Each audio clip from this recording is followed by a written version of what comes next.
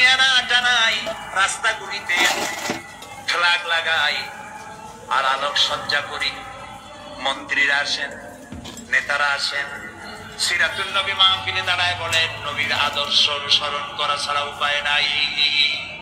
অথচ ওনার পা থেকে শুরু করে মাথা পর্যন্ত নবীর আদর্শ নাই। আবার এই নেতা রামকৃষ্ণ মিশনে, রামকৃষ্ণ পরমহংসদেব তার মঞ্চে গিয়ে বলেন রামকৃষ্ণের নীতি ছাড়া বিকল্প কিছুই নেই। আবার গৌতম বুদ্ধের জন্মবার্ষিকী উদযাপনের জন্য সেখানে গিয়ে বলেন গৌতম বুদ্ধের অহিংস নীতি অনুসরণ করা ছাড়া জাতির যোগীনাথ হওয়ার আর কোন পথ নেই। যেখানে যায় সেই জায়গার গুলি ধরে।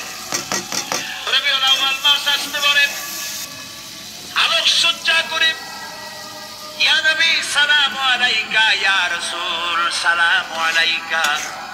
এরপরে গরম গরম জিলাপি রাসূলুল্লাহকে বুঝায় দেওয়া হলো, হে রাসূল আপনি তাকিয়ে দেখেন কত মহব্বত আপনারে করি। আপনার মহব্বতের জন্য আমাদের শহরে কোন মিষ্টির দোকানে আর মিষ্টি নাই, সব আমরা খাইয়া শেষ করছি।